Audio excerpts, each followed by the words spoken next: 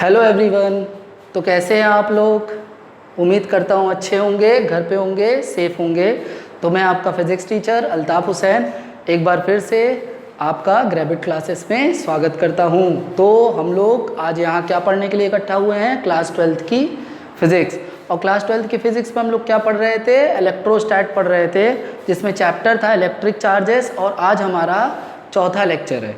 ठीक है, तो आज का हमारा टॉपिक क्या है? आज का हमारा टॉपिक बड़ा ही आसान है। और क्या है आज का टॉपिक हमारा? चलो देख लेते हैं। आज का टॉपिक है हमारा Coulomb's law in vector form. Coulomb's law in vector form. कहोगे सर कूलम्ब्स लॉ तो पढ़ाया है। बिल्कुल पढ़ा दिया है कूलम्ब्स लॉ। तो Coulomb's law in vector form क्या है? बस कूलम्ब्स लॉ को हमको वेक्टर फॉर्म में लिख लेना है। ठीक है, वही है Coulomb's law in vector form. तो हमें पता क्या है कूलम्ब्स लॉ? तो हमें आता है ना, वी नो दैट, हमें पता है कि we know that F is equal to K Q1 Q2 by R square. ठीक है, ये हमें पता है। ये तो कूलम्ब्स लॉ है ना भाई। हाँ बिल्कुल, ये तो हमें पता है। अब इसको वेक्टर फॉर्म में लिखना है। तो वेक्टर फॉर्म में लिखने के लिए एक छोटी सी ट्रिक जानते हैं कि कैसे इसको वेक्टर फॉर्म में लिख सकते हैं। देखो, हमें LHS और RHS दोनों को वेक्टर फॉर्म में लिखना है। LHS को बहुत ईजिली लिख सकते हैं बिकॉज LHS में फोर्स है, वो ऑलरेडी एक वेक्टर क्वांटिटी है। ठीक है, RHS में देखो K है, इलेक्ट्रोस्टैटिक फोर्स कांस्टेंट, ये एक कांस्टेंट होता है, ये स्केलर क्वांटिटी है, वेक्टर नहीं है। इसको वेक्टर फॉर्म में नहीं लिख सकते। सिमिलरली Q1 Q2 चार्जेस है, इसको भी वेक्टर फॉर्म में नहीं लिखा जा सकता। तो फिर किसको लिखा जा सकता है RHS में? R को, मतलब डिस्टेंस को। डिस्टेंस को हम वेक्टर फॉर्म में लिख सकते हैं। तो अब हमको क्या करना है? हमारा टारगेट क्या है? हमको LHS में फोर्स को वेक्टर फॉर्म में लिखना है और RHS में R मतलब डिस्टेंस को वेक्टर फॉर्म में लिखना है। ठीक है, चलो फिर स्टार्ट करते हैं बिना विलंब किए। यहाँ पे हम एक बीच में लाइन खींच रहे हैं और हम यहाँ पे वेक्टर फॉर्म में दो केसेस हैं, तो दोनों केसेस साथ साथ करेंगे ताकि तुम कंपेयर भी कर सको तुम लोग। ठीक है, तो हम लोग करेंगे पहले केस नंबर 1 हमारा आएगा। और केस नंबर 1 कहता है कि when Q1 Q2 greater than क्या होगा? 0। Q1 Q2 ग्रेटर देन 0 का मतलब देखो क्या है? Q1 Q2 ग्रेटर देन 0 का मतलब है इन दोनों का प्रोडक्ट पॉजिटिव होगा, और पॉजिटिव क्या होता है? ग्रेटर देन 0 होता है। ठीक है, अब पॉजिटिव कैसे आएगा प्रोडक्ट? तो बहुत सिंपल तरीका, या तो दोनों प्लस होंगे तो प्लस प्लस प्लस हो जाएगा, और या तो दोनों ही माइनस होंगे, मतलब माइनस माइनस भी प्लस हो जाएगा। इसका मतलब क्या निकल के आता है? इसका मतलब ये निकल के आता है कि that is when both charges are similar. दोनों चार्जेस क्या होंगे? सिमिलर होंगे, सेम नेचर के होंगे। एक पॉजिटिव है तो दूसरा भी पॉजिटिव, एक नेगेटिव है तो दूसरा भी नेगेटिव। समझ में आ गया होगा। ठीक है, दोनों चार्जेस सिमिलर है। चलो यहाँ पे हमने एक चार्ज ले लिया Q1 और यहाँ पे हमने चार्ज ले लिया Q2। दोनों चार्जेस सिमिलर हैं और बचपन में हमने पढ़ा है similar charges repel each other, एक दूसरे से दूर भागेंगे। ठीक है, तो भैया ये Q1 जो है ना, Q2 को कहेगा तुम थोड़ा दूर जाओ हमसे, और ये Q2 जो है ये Q1 को कहेगा तुम भी थोड़ा सा हमसे दूर जाओ। ठीक है, दोनों एक दूसरे को रिपेल करेंगे, कहने का मतलब है। अच्छा, ये फोर्स कौन लगा रहा है? Q1 लगा रहा है किस पे? Q2 को। तो इसको क्या बोल सकते हैं? Force on Q2 due to Q1 बोल सकते हैं ना। तो इसको ऐसे लिखेंगे F21। F21 का मतलब हुआ force on Q2 due to Q1, force on 2 due to 1। Similarly ये क्या है? इधर वाला ये फोर्स ऑन Q1 है ड्यू टू Q2, तो इसको लिख सकते हैं F12, force on 1 due to 2। ठीक है, इनके बीच की दूरी तो कहोगे सर हमें बचपन से पता है कि R होती है। ठीक है, पता है तो अच्छी बात है। अच्छा, ये डिस्टेंस हो गया। अब डिस्टेंस को देखो, हमने फोर्स को तो वेक्टर फॉर्म में लिख ही दिया, अभी हमें डिस्टेंस को भी वेक्टर फॉर्म में लिखना है। तो डिस्टेंस को वेक्टर फॉर्म में कैसे लिखेंगे? उसके लिए यहाँ एक यूनिट वेक्टर इंट्रोड्यूस करेंगे। देखो एक यूनिट वेक्टर ये है, ये यूनिट वेक्टर है R12। मतलब R12 क्या है? एक यूनिट वेक्टर फ्रॉम Q1 से Q2। सिमिलरली इधर तरफ क्या हो जाएगा? R21, unit vector from Q2 to Q1। अब देखो, अब हम लोग इसको कैसे वेक्टर फॉर्म में लिखेंगे? चलो ठीक है, therefore F is equal to कितना हो जाएगा? F पहले हम कौन सा निकाल लें? चलो F21 निकाल लेते हैं। F21 इज इक्वल टू क्या हो जाएगा?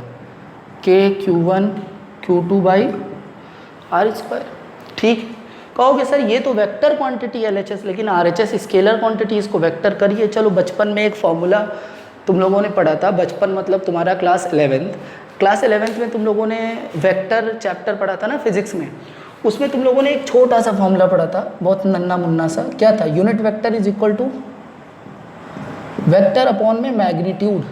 तो यहाँ से मैग्नीट्यूड डिवाइड हो रहा है, उधर जाके क्या होगा? मल्टीप्लाई। तो वेक्टर का फॉर्मूला क्या बन जाएगा? Vector is equal to unit vector into magnitude. मतलब कि किसी मैग्नीट्यूड में, मतलब स्केलर क्वांटिटी में अगर हम यूनिट वेक्टर मल्टीप्लाई कर देते हैं तो वो क्या बन जाता है? वेक्टर। देखो ये स्केलर क्वांटिटी है, अगर इसमें यूनिट वेक्टर मल्टीप्लाई कर दिए क्या बन जाएगा? वेक्टर। तो RHS भी हमारा वेक्टर हो जाएगा जो हमें चाहिए। तो ठीक है, इसको यूनिट वेक्टर कौन सा होगा? F21। देखना यहाँ पे, ये F21 है ना, F21 की डायरेक्शन इधर है, तो F21 के डायरेक्शन में कौन सा यूनिट वेक्टर है? R12। ठीक है भैया, R12 लग गया इधर। एंड F12 भी लिख सकते हैं इसी तरह। क्या हो सकता है? KQ1 Q2 by R²। और साथ में कौन लगेगा? F12 किधर है? इधर है डायरेक्शन, तो F12 की डायरेक्शन में कौन सा यूनिट वेक्टर है? R21। ठीक है, दोनों को हाईलाइट कर दिया, ये लो। ठीक है, अब इसी तरह केस 2 पे हम लोग आ जाएंगे। केस 2 क्या कह रहा है? केस 2 कहेगा when Q1 Q2 less than 0। Q1 Q2 less than 0 का मतलब क्या है? इनका प्रोडक्ट नेगेटिव होगा, नेगेटिव लेस देन 0 होता है। इसका मतलब अगर एक प्लस होगा तो दूसरा क्या होगा? माइनस होगा, या ये माइनस होगा तो ये क्या होगा? प्लस होगा। मतलब कि हम कह सकते हैं that is when both charges are opposite in nature. अच्छा ठीक है, अपोजिट नेचर का चार्ज होगा, चलो ठीक है, वेल एंड गुड है, कोई दिक्कत नहीं है। ये रहा Q1 और ये रहा Q2। कहोगे sir opposite charges attract each other, बचपन में पढ़ा था, तो ठीक है भाई, Q1 Q2 को अपनी तरफ बुलाएगा, Q1 Q2 को कहेगा मेरी तरफ आओ, Q2 भी Q1 को कहेगा तुम मेरी तरफ आओ, दोनों का प्यार बढ़ेगा। ठीक, तो इससे होगा क्या?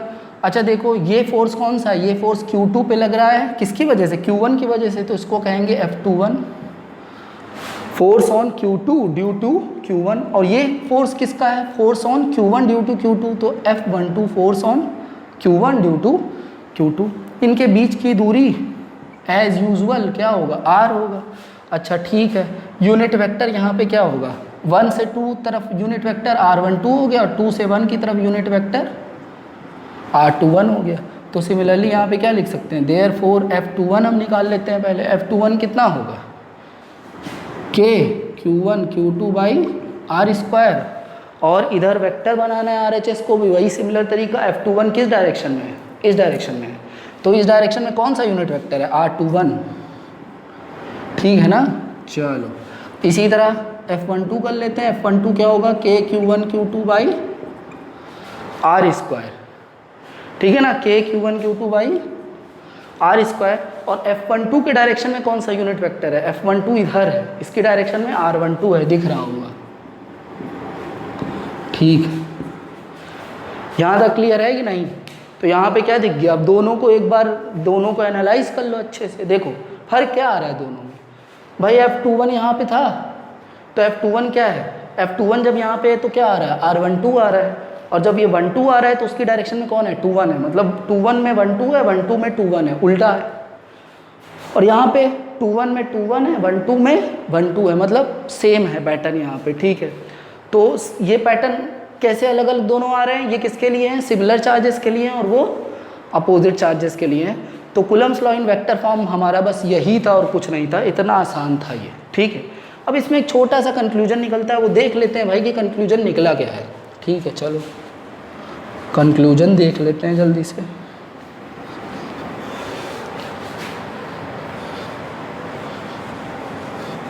तो कंक्लूजन क्या निकल के आया है? कंक्लूजन निकल के आया है कि सिंस हमें पता है R12 जो होता है यूनिट वेक्टर, वो नेगेटिव किसका होता है? किसका होता है? R21 का होता है कि नहीं नेगेटिव? देयरफॉर हम क्या कह सकते हैं? अच्छा कैसे नेगेटिव होता है? R12 किधर है यूनिट वेक्टर? 1 से 2, और 21 है, 2 से 1, दोनों एक दूसरे का क्या है? अपोजिट डायरेक्शन है। अब 180 डिग्री पे है। क्लास 11 में पढ़ा था ना, याद आ रहा होगा कि अपोजिट वाले जो वेक्टर्स होते हैं उनको नेगेटिव वेक्टर्स कहते हैं। तो ये नेगेटिव वेक्टर्स है, देखो एक दूसरे का नेगेटिव साइन यहाँ इंप्लाई कर रहा है कि दोनों का डायरेक्शन अपोजिट है। तो देखो अगर R12 R21 का नेगेटिव है तो इसका मतलब F21 भी F12 का क्या होगा, नेगेटिव होगा। F12 किसका होगा, माइनस ऑफ F21। तो कंक्लूजन क्या निकल के आया, कंक्लूजन ये निकल के आया कि जो फोर्सेस होते हैं, ठीक है, इसमें कूलम्स लॉ में वो इक्वल एंड अपोजिट, मैग्नीट्यूड तो इक्वल होता है, डायरेक्शन अपोजिट होती है। कैसे, देखो माइनस साइन यही दिखा रहा है कि दोनों की डायरेक्शन क्या होगी, अपोजिट होगी। ठीक है कि नहीं, आई होप समझ में आ गया होगा। अब एक बड़ा सिंपल सा क्वेश्चन कर लेते हैं, ठीक है, जो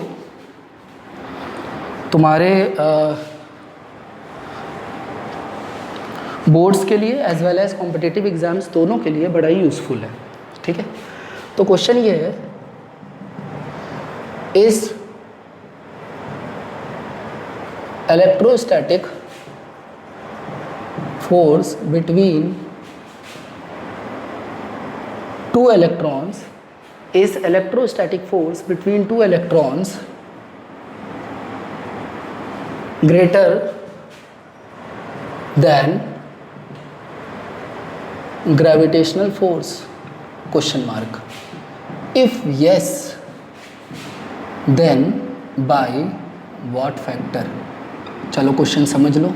क्वेश्चन में कह रहा है कि electrostatic force between two electron क्या बड़ा होता है ग्रेविटेशनल फोर्स से, और अगर होता है तो बाई मतलब कितना बड़ा होता है, बाई व्हाट फैक्टर, या कितने टाइम्स होता है। ठीक है, तो समझ लेते हैं इसको। इलेक्ट्रोस्टैटिक फोर्स हमको किसने दिया, क्लास 12th में हमने पढ़ा, कूलम साहब ने दिया। और ग्रेविटेशनल फोर्स हमको कहाँ मिला था, क्लास 11th में, याद होगा, ग्रेविटेशन चैप्टर में, न्यूटन्स लॉ ऑफ ग्रेविटेशन, जिसको यूनिवर्सल लॉ ऑफ ग्रेविटेशन भी हम लोग कहते हैं, ठीक है, वहाँ हमको मिला था gravitational force. Electrostatic force between two charges होता है और gravitational force between two masses होता है। इलेक्ट्रॉन के बीच में कह रहा है तो इलेक्ट्रॉन के पास चार्ज भी होता है और मास भी होता है, तो दोनों फोर्स निकल जाएंगे और दोनों को कंपेयर कर लिया जाए, सिंपल। चलो मान लेते हैं दो इलेक्ट्रॉन है, ये दिख रहे होंगे दो डॉट, मान लो ये इलेक्ट्रॉन है, ठीक है ना।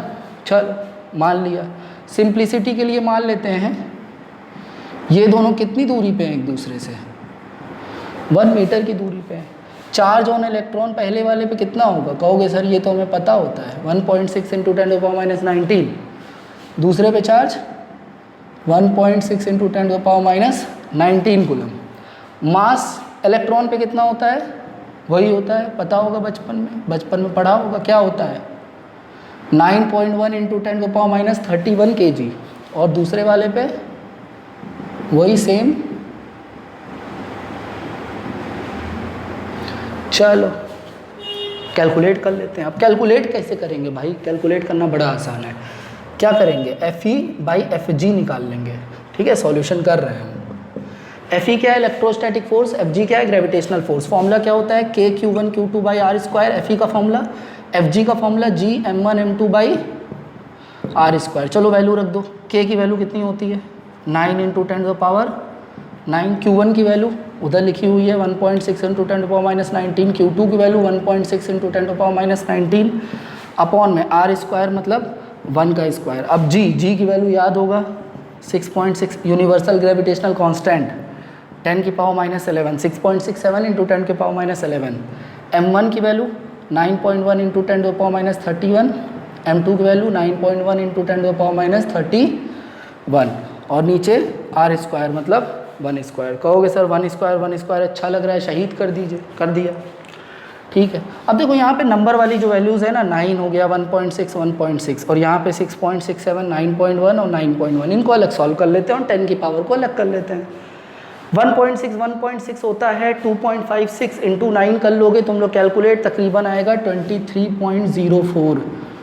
10 की पावर -19 प्लस हो गया माइनस 10 की पावर -38, और -38 + 9 हो जाएगा 10 की पावर कितना हो जाएगा, -29। नीचे देखो 9.1 ये आएगा 82.81, उसमें 6.67 मल्टीप्लाई कर दोगे तो ये आएगा तकरीबन 552.334, और 10 की पावर कितनी आ गई देख लो, -31 ऐड हो गया, -62, फिर ये माइनस है, फिर से प्लस हो गया, -62 और -11 हो जाएगा -73, तो 10 की पावर -73, ठीक है। इन दोनों को डिवाइड कर दो, दोनों को डिवाइड करोगे तो आएगा 0.041, और 10 की पावर कितनी हो गई देखो -73 है, जब ऊपर जाएगी +73, प्लस 73 माइनस 29 कितना हो जाता है, 10 की पावर हो जाता है 44। ठीक है, पॉइंट को ज़रा दो इधर अगर शिफ्ट कर देंगे तो कितना मिलेगा हमको तकरीबन, मतलब अच्छा बताओ हम निकाल क्या रहे हैं, हम निकाल रहे हैं FE बाई FG, याद है ना, भटकना नहीं। कितना आएगा 4.1 इंटू 10 की पावर कितना आ जाएगा, 2 पॉइंट शिफ्ट हुआ तो इधर 2 पावर कम हो जाएगा, 10 की पावर 42। तो इसका मतलब हम लोग इसको क्या लिख सकते हैं, हम लोग लिख सकते हैं कि और करके लिख सकते हैं कि FE जो है अप्रॉक्सीमेटली कितना होगा, 4.1 को अगर इग्नोर किया जाए तो अप्रॉक्सीमेटली 10 की पावर कितना होगा 42 टाइम्स ऑफ क्या हो जाएगा FG। तो हम ये कह सकते हैं कि FE अप्रॉक्सीमेटली 10 की पावर 42 टाइम्स ऑफ FG होगा। इसका मतलब क्या है, इलेक्ट्रोस्टैटिक फोर्स ग्रेविटेशनल फोर्स से बड़ा होगा, और कितना बड़ा होगा 10 की पावर 42 टाइम्स बड़ा होगा, जो कि बहुत एक लार्ज वैल्यू है। इसका मतलब electrostatic force comparatively gravitational force के काफ़ी स्ट्रॉन्ग होता है।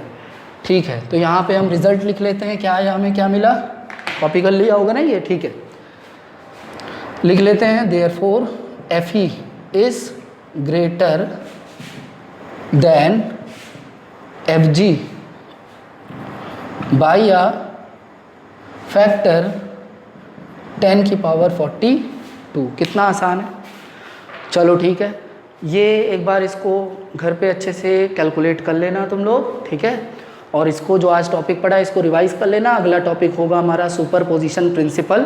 तो मिलते हैं हम लोग अगले फिजिक्स के लेक्चर में। Till then have a nice day, take care.